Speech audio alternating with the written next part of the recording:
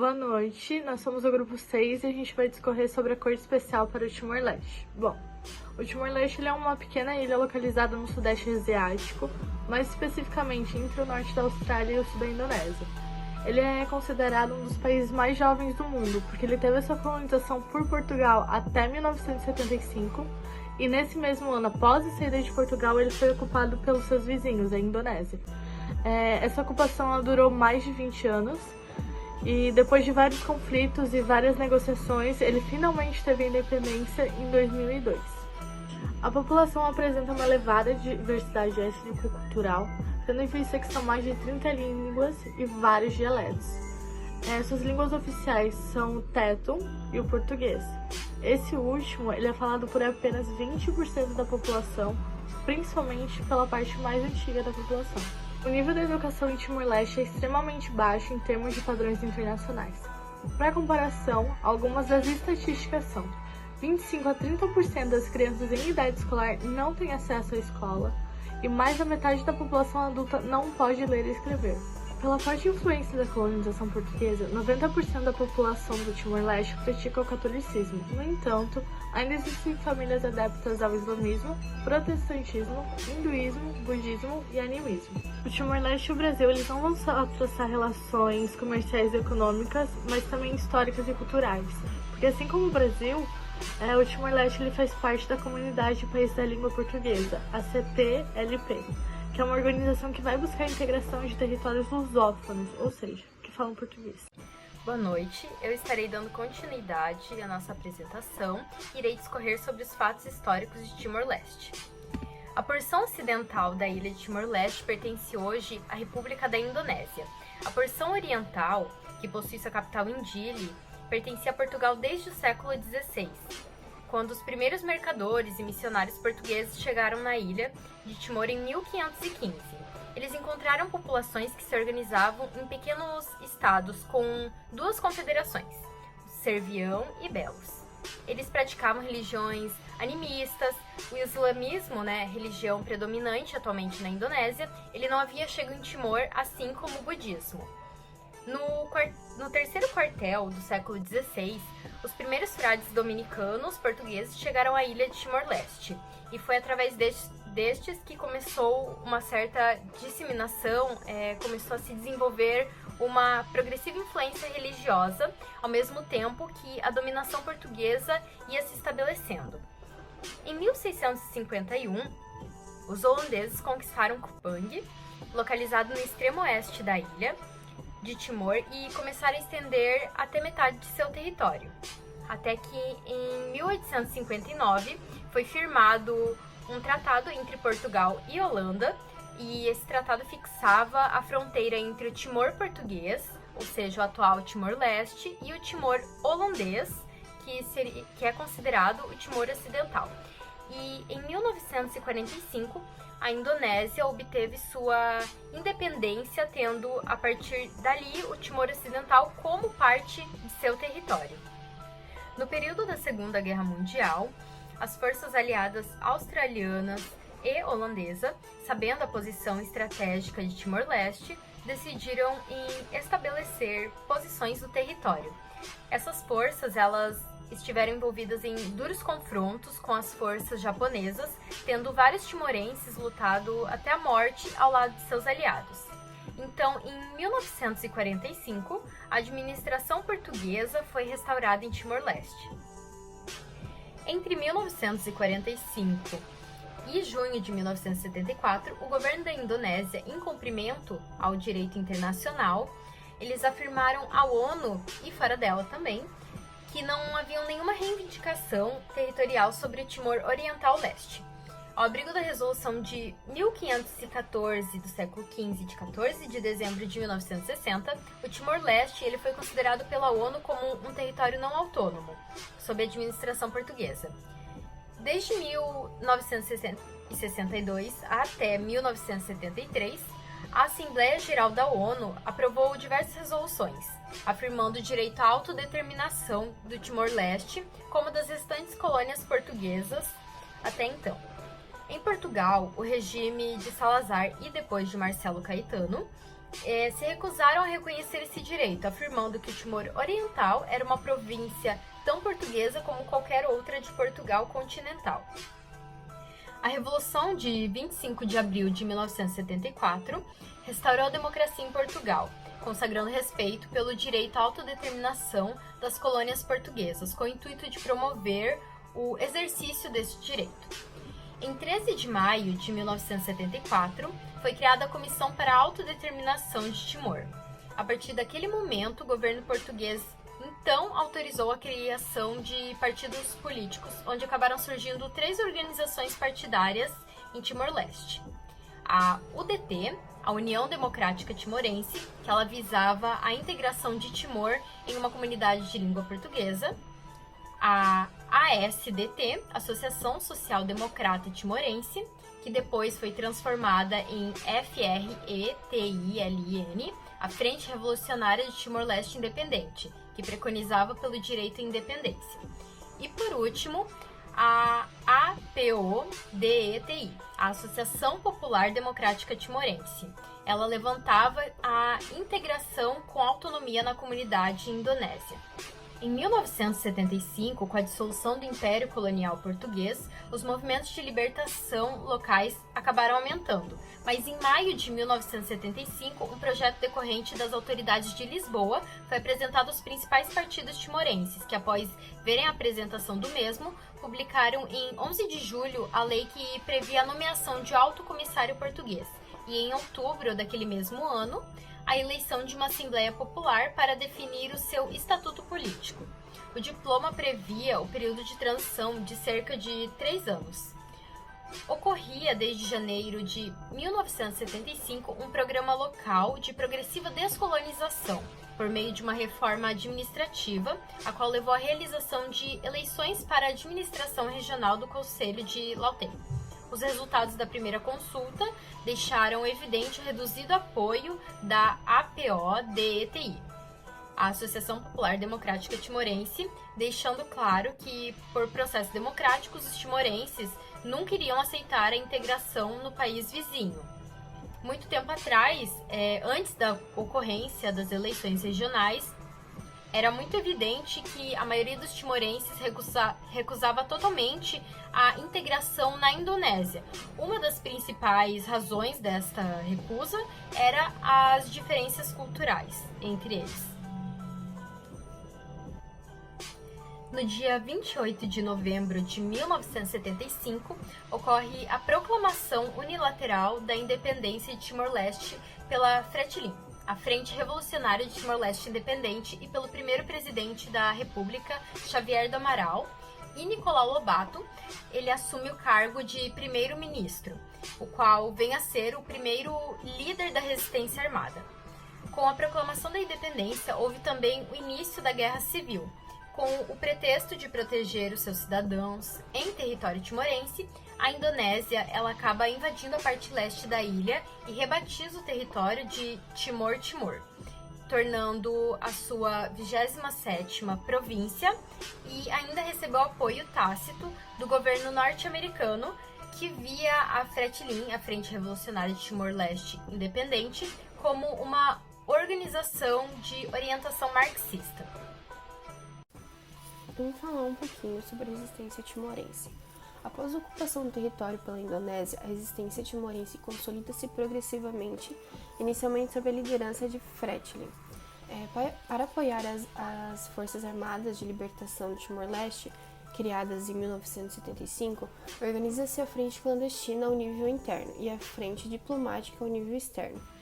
Posteriormente, sob a liderança de Xanana Gusmão, é implementada a política de unidade nacional, unificando os esforços de todos os sectores políticos timorenses e avançando com a despartidarização das estruturas da resistência, transformando o CRRN, que é o Conselho Revolucionário de Resistência Nacional, em CNRM, que é o Conselho Nacional de Resistência Malbério. Mais tarde, transformando em CNRT, Conselho Nacional de Resistência Timorense, que viria a liderar o processo até a independência de Timor-Leste, já sob a proteção das Nações Unidas.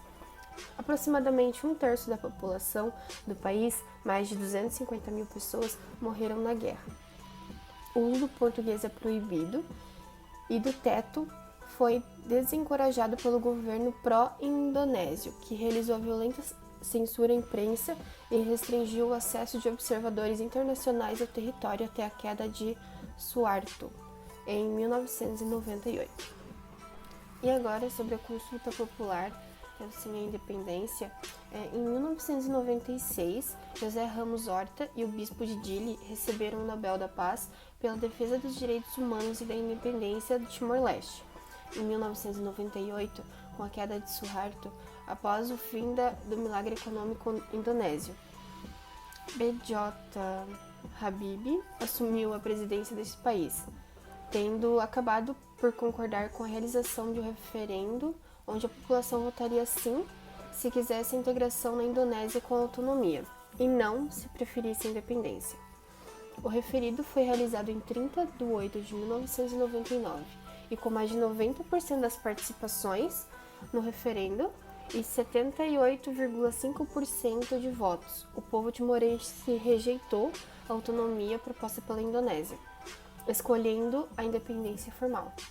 Apesar disso, milícias pró-Indonésia continuaram a atuar no território, atacando inclusive a sede da UNAMET, são os observadores das Nações Unidas, provocando a saída do bispo para a Austrália, e o asilo de Kei Halashanana Gusmão na embaixada inglesa em Jacarta.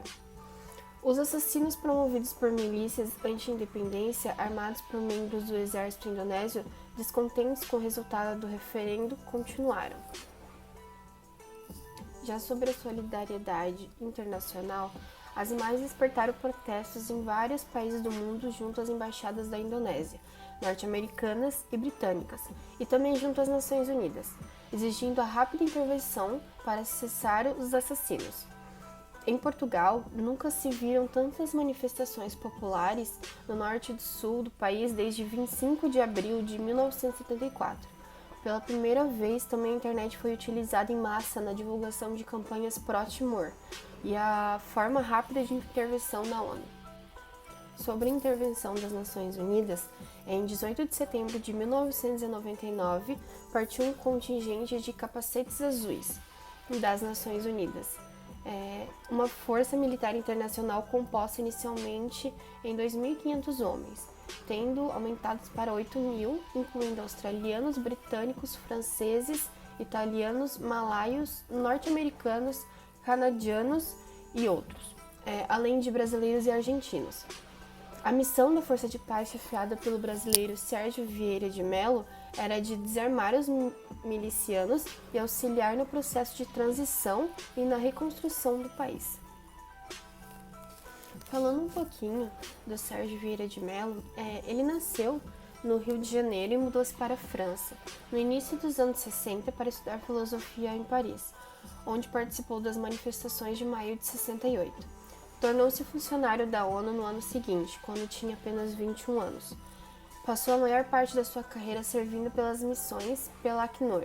Atuou em crises humanitárias em Bangladesh, Sudão, Chipre, Moçambique e Camboja, trabalhando como refugiados e em campos de guerra.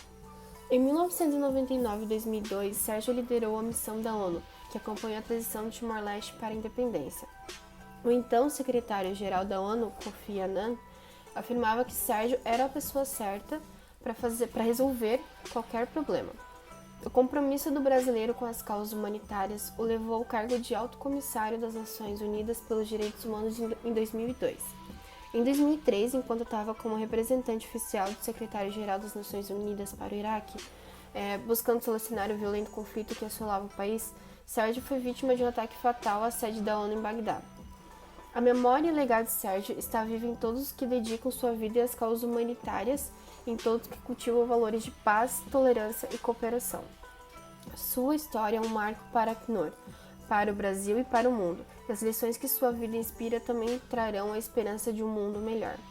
Desde 2003, o Acnur implementa a Cátedra Sérgio Vieira de Mello, em cooperação com centros universitários de todo o Brasil e com o Comitê Nacional de Refugiados.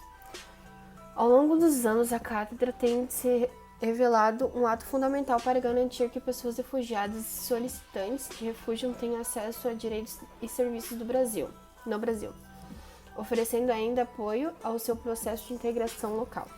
O Sérgio Vieira de Mello, ele tem um filme, até esse filme se encontra disponível na Netflix, e é bem interessante, relata a história dele. Agora, voltando um pouquinho sobre o Timor-Leste, sobre a sua restauração da independência. Em Portugal e em vários outros países organizaram-se campanhas para arrecadar donativos, víveres e livros. Aos poucos, a situação foi sendo controlada, com o progressivo desarmamento das milícias e o início da reconstrução de moradias, escolas e do resto de infraestrutura. Xanana Gusmão retornou ao país, assim como os outros timorenses no exílio, inclusive muitos em formação universitária. Foram realizadas eleições para a Assembleia Constituinte que elaborou a atual Constituição de Timor-Leste, que passou a vigorar no dia 20 de maio de 2002. Quando foi devolvida a soberania ao país, passando esse dia a ser assinalado como o Dia da Restauração da Independência. Boa noite, professor e colegas, tudo bem? Eu vou falar sobre a organização dos tribunais de Timor-Leste. Primeiramente, eu gostaria de destacar que esses tribunais eles eram organizados pela administração da ONU por meio de regulamentos, os quais eram regidos pela lei da Indonésia, visto que lá em Timor não havia um código penal, então eles usavam-se do código penal da Indonésia para ter uma base. E os juízes e promotores daquela época, eles eram nomeados pelo administrador transitório. Um dos regulamentos que é importante a gente ressaltar é o número 11, que foi o regulamento que deu independência ao judiciário de Timor. Em questão de judiciário, eu queria entrar na questão da competência desses tribunais. Eram tribunais distritais, que eram espalhados por todo o território de Timor-Leste. Havia os tribunais distritais e havia um tribunal de apelação. A competência desses tribunais era por meio da sua matéria e do seu lugar. E, além disso, o julgamento desses processos nos tribunais distritais ocorria por câmaras com 3 juízes. Porém, esses tribunais eles não funcionavam, visto que havia falta de juízes. O único tribunal que funcionava naquela época era o Tribunal de Dili.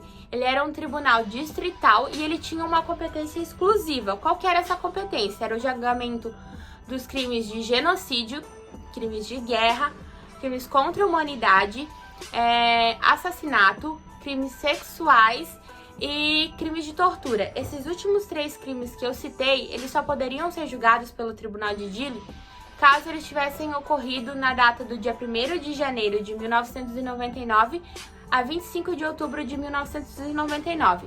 Caso não fosse nenhuma dessas datas, ele não poderia ser julgado pelo Tribunal de Dili, igual os crimes contra a humanidade, crimes de guerra e genocídio. Eles também só poderiam ser julgados pelo esse tribunal caso não tivesse ocorrido dentro do território de Timor-Leste. O Tribunal de Dili ele era composto por 2 câmaras com 3 juízes, sendo 2 juízes internacionais e um juiz obrigatoriamente de Timor. O Tribunal de Dili ele não era chamado de Tribunal Penal Internacional. Ele era chamado de Painel Especial contra Crimes Graves, mas isso não diferenciava muito do Tribunal de Ruanda, visto que as leis do Tribunal de Dili eram a tradução das leis de Ruanda. Agora eu vou comentar sobre o Regulamento 15, tratando dos crimes graves, que foi o regulamento que ele denominou esses crimes de genocídio, crimes de guerra, crimes contra a humanidade, assassinatos, crimes sexuais e crimes de tortura. Além disso, dentro do judiciário, naquela época, a gente tinha a jurisdição universal, que ela era definida que quando um indivíduo ele fazia uma grave violação de direitos humanos, qualquer país ele poderia fazer a abertura de um processo contra o indivíduo que ocasionou essa violação. Em questão das penas, lá em Timor-Leste, a pena ela não poderia ser maior de 25 anos. Isso é uma diferença entre o TPI, porque o TPI a pena era até 30 anos, diferentemente do Timor, que era até 25 anos.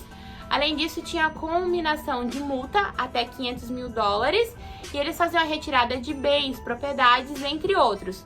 Outra grande diferença que eu acho importante a gente ressaltar é que no Tribunal Penal Internacional, né, no TPI, havia prisão perpétua. Já no Timor-Leste não havia a utilização de prisão perpétua.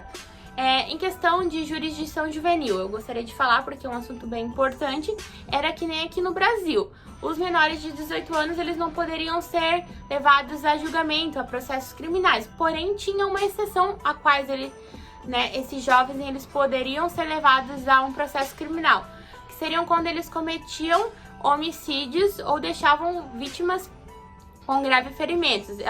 Então, esses jovens, eles poderiam ser submetidos a mesmas regras dos maiores de 18 anos e até prisão cautelares, porém eles não ficavam no mesmo ambiente.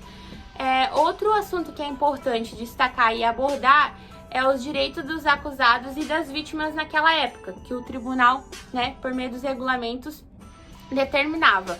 O acusado, ele tinha direito de se permanecer calado e de não confessar. Além disso, ele poderia fazer ligação para um familiar ou por um amigo. O acusado também tinha o direito de ter um advogado desde a investigação, e ele poderia ser ouvido pelo juiz em uma audiência após 72 horas da sua detenção. Em questão de direitos da vítima, a vítima naquela época, ela poderia ser ouvida, porém isso não ocorria, porque a maioria das vítimas elas estavam mortas. Além de elas poderem ser ouvidas, as vítimas elas poderiam designar uma audiência em qualquer parte do processo. E também elas poderiam ser informadas de tudo que estava ocorrendo por meio do Ministério Público. As detenções e as prisões, como é que elas ocorriam no Tribunal de Timor-Leste? A detenção ela poderia ser em flagrante delito, por meio de indícios, e a prisão em flagrante era com ou sem mandado. Geralmente as prisões ocorriam com mandado. Outro ponto que eu vou destacar dentro do Tribunal de Timor-Leste era a organização do Ministério Público. Era por um ou mais promotor em um tribunal distrital. Eles tinham como função a abertura do processo penal, da ação penal, e além disso a investigação. Então era composto por 4 grupos de promotores, cada um em um território. Então eles eram designados a investigar e abrir ação penal contra aqueles crimes ocorridos no território que eles estavam alocados. E além disso, junto com os promotores, a gente tinha os peritos que faziam as exumações dos corpos. A ação penal, como é que ocorria a ação penal no Tribunal de Timor-Leste? Era oferecida a denúncia por parte do Ministério Público, era levada ao juízo competente daquela época e o acusado ele recebia uma notificação e dentro de 45 dias ele teria que dar uma resposta, e daí era feita uma audiência preliminar. Nessa audiência preliminar ficavam definidas a data do julgamento e quais as provas a serem produzidas. Seriam provas testemunhais, documentais e periciais. Como é que ocorria o julgamento naquela época? Para que se tivesse o julgamento, era necessária a presença dos juízes que profeririam a sentença. Era uma sentença colegiada por 3 juízes. O acusado ele tinha o direito da palavra. Eram feitas daí a produção das provas que foram designadas na audiência preliminar. E as alegações naquela época finais eram feitas de forma oral e a sentença era escrita e era feita a leitura pública. Isso seria como ocorria os julgamentos. Havia um tipo de recurso, que era o interlocutório, que era para rever a situação do acusado. Agora falando um balanço geral de quantos acusados foram condenados, quanto foram absolvidos, a gente traz um relatório da SCCU, na qual ela produziu e investigou cerca de 572 crimes, ou seja, 40% dos 1.400 crimes que ocorreram, tendo 391 acusados, e desses 391 acusados, 84 foram condenados e 3 foram absolvidos. Ou seja, 303 dos acusados, eles não tiveram julgamento, eles não foram condenados. O porquê disso? Porque eles não estavam dentro do território de Timor-Leste, ou seja, os 40 os 84 acusados, eles eram timorenses, eram pessoas que participaram de milícias, não eram nem indonésios. Porque a Indonésia fez o quê? Não, eles estão dentro do nosso país, a gente vai fazer o julgamento. Mas acabou que a Indonésia não realizou o julgamento desses indivíduos e eles não foram condenados, não tiveram nenhum tipo de sentença. E é importante, eu gostaria de destacar que o crime que tinha mais denúncia naquela época não eram os crimes de genocídios, porque não ocorreram, eram os crimes contra a humanidade. Bom, gente, eu espero que vocês tenham gostado. Essa seria a minha parte sobre as organizações dos tribunais de Timor-Leste. Uma boa noite a todos. Passando aos sentenciados, temos Johnny Marques, considerado pelo tribunal comandante ou responsável da milícia Team Alpha, condenado a 33 anos e 4 meses de cadeia, a pena máxima permitida no Código em vigor do território. Segundo a sentença, o arguido tinha sido considerado culpado pelos crimes de tortura, assassinato, deportação forçada de civis e perseguição. O total cumulativo de sua pena é de 62 anos de cadeia. No entanto, e tendo em conta o limite previsto na seção 65 do Código, o painel condena-o a 33 anos e 4 meses de cadeia. João da Costa foi condenado por assassinato e tortura, tendo a pena cumulativa de 37 anos, sido reduzida para a máxima prevista de 33 anos e 4 meses. O mesmo ocorreu na sentença de Paulo da Costa, que cumulativamente tinha sido condenado a 42 anos de cadeia por assassinato, deportação forçada de civis e perseguição, que acabou com pena máxima. Gonçalo dos Santos, acusado de deportação forçada de civis, perseguição e assassinato, foi condenado a 23 anos de cadeia. Manuel da Costa, Amélio da Costa e Hilário da Silva foram acusados de assassinato e condenados respectivamente a 19, 18 e 17 anos de cadeia. Dos restantes arguidos no processo, Gilberto Fernandes foi acusado de tortura e condenado a 5 anos de cadeia. Alarico Fernandes e Matuerça Muniz foram respectivamente condenados por deportação forçada da população, perseguição e por tortura. A pena foi de 4 anos. O ex-vice-comandante das Forças Especiais da Indonésia, Kopassus, o tenente Saiful Anwar e um timorense membro da milícia Team Alpha também fazem parte da lista de acusados de envolvimento no caso, mas encontram-se a monte, eventualmente fora de Timor-Leste, uma vez que a legislação em vigor no território não permite julgamentos de arguidos ausentes. Algumas notícias repercutiram na época, como a vez que Ali Alates fez uma proposta de independência a Timor-Leste. A violência nas ruas pelo resultado da separação de Timor em relação à Indonésia e a posse do juiz Marcelo Douzani da Costa no Tribunal da ONU em Dili, capital de Timor. E por fim, nós gostaríamos de passar aqui uma reportagem que foi ao ar, relatada por um sobrevivente, a luta pelos direitos humanos dos timorenses. Estava mesmo assim a ponto de começar a filmar quando isso todo aconteceu. Fora ali houve assim, bom, assim, não sei quantas balas. Milhas, provavelmente, tem uma só. Vaziaram esses carregadores. Depois a gente aqui correu em cima de mim, se caí aqui no chão, nem sabia se a câmera estava andando ou não. Cada pessoa que queria escapar, eles andavam a matar, a tratar. As pessoas entraram aqui, muitos saíram ali atrás, conseguiram sair. Mas parece que tinha ordens para não matar as pessoas dentro, porque queriam capturar para levar para o outro lado, né? E interrogar, e fizeram torturas e tudo isso. As imagens que chocaram o mundo e que deram a conhecer à comunidade internacional a causa timorense foram captadas por este homem, Max Stahl. Estava a filmar e por isso que parece que não me mataram, apesar de que apontaram, ameaçaram assim e pensei. Depois de mais de 20 minutos e tal, 30 minutos pode ser, já tinha 2 cassetes, escondi os cassetes aqui, debaixo da terra aqui, e mudei, entrei na capela. Na capela estava cheio de de jovens, crianças, mulheres a gritarem, a rezarem. Gregório Saldanha é um dos sobreviventes do massacre de Santa Cruz. Em 1991, tinha 28 anos.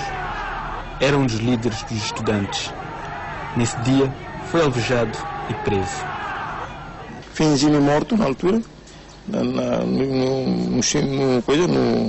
na estrada.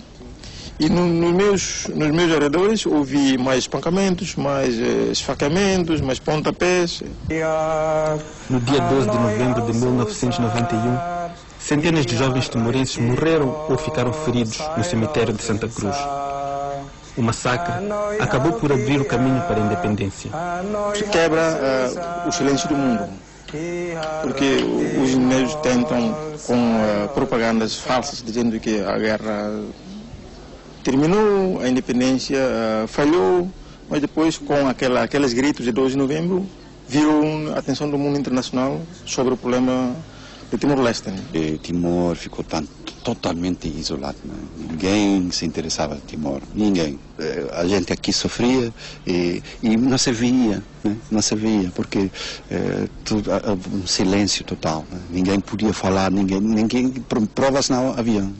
Mas agora sim. Nesse momento sim. Os jovens, esse dia, mostraram uma coisa, para mim, nova na luta timorense. Né? Quer dizer, mostraram que os valores da dignidade do povo timorense não dependiam de ter armas para poder derrotar o inimigo. Muitas pessoas deram suas vidas para esta pátria libertada. Não é um presente que os inimigos deram, mas uma luta através de um processo muito longo, muito difícil. Portanto, temos que salvaguardar bem esta soberania, este Estado. Né? 19 anos depois, Gregório Saldanha é o presidente do Comitê do 12 de Novembro. Max Stahl dirige um centro audiovisual em Dili. Cláudio Fernandes, Almeida dos Santos, Clementino Maia, TVTL.